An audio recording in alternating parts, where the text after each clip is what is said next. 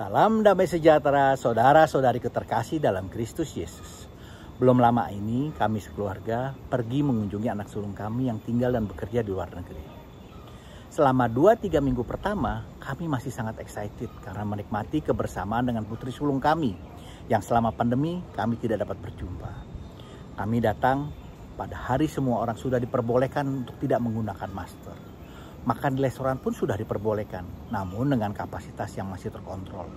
Namun kami masih belum terlalu berani untuk menikmati kebebasan yang telah diizinkan, sehingga kami hanya tinggal di kota tempat tinggal anak kami saja.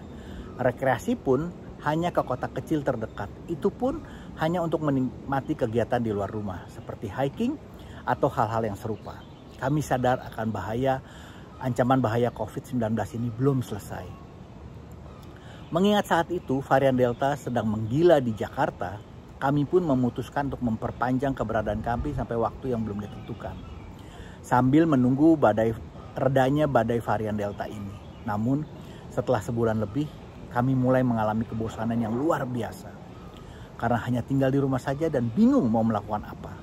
Sambil berharap akan segera terkontrolnya varian Delta ini. Sehingga kami bisa segera kembali ke tanah air. Kami menjalani hidup tanpa tujuan dan rencana yang jelas. Dan kami hanya menjalaninya saja dari hari ke hari tanpa arti dan tahu besok mau ngapain. Ternyata hidup tanpa tujuan yang jelas dapat menjadi sangat stressful. Rasanya kondisi ini menjadi konsumsi hampir semua orang pada saat ini. Di mana banyak rencana hidup yang menjadi kacau dan sulit untuk dilaksanakan. Bahkan mungkin sudah sangat sulit menikmati hidup. Apalagi saat hidup ini sepertinya sudah tidak ada harapan lagi.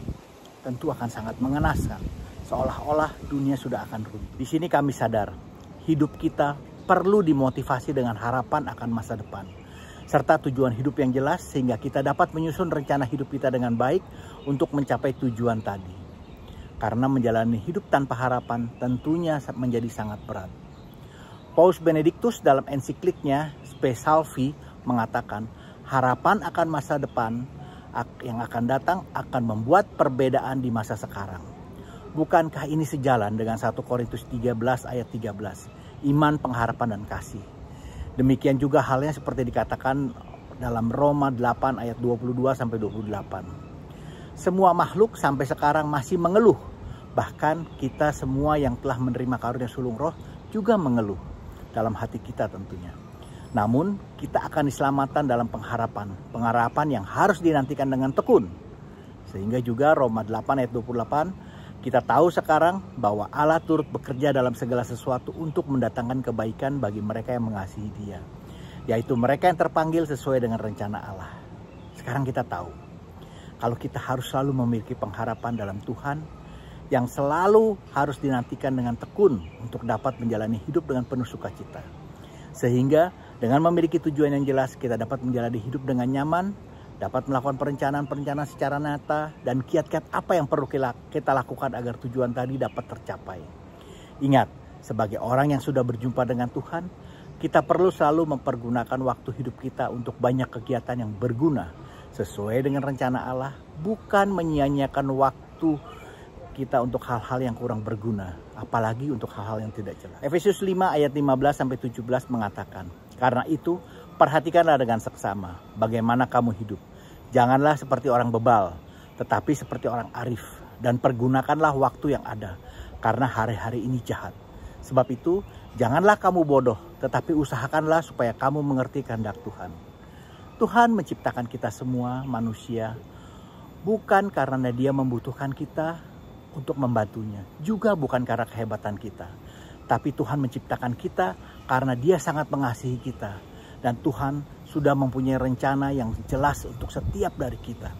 Sehingga kalau kita setuju dengan ini, kalau kita diciptakan oleh Tuhan mengasihi kita, dan Tuhan punya rencana hidup kita, serta kita sadar kita diberikan kebebasan untuk menentukan pilihan, apa kita masih mau menjalani hidup tidak sesuai dengan rencana Tuhan, yang di luar dari rencana Allah? Tentunya kita perlu menjalani hidup kita sesuai dengan rencana Allah. Ingat, waktu terus berdetak. Perlahan tapi kita bisa kehabisan waktu. Jangan sampai pada saatnya nanti kita menyesal karena kehabisan waktu. Padahal belum melakukan ini dan itu untuk menyenangkan Tuhan. Bila ada masukan, mohon berikan komentar Anda. Jangan lupa di like dan subscribe, juga di share, agar kita dapat saling memberkati. Amin. Tuhan Yesus memberkati kita semua.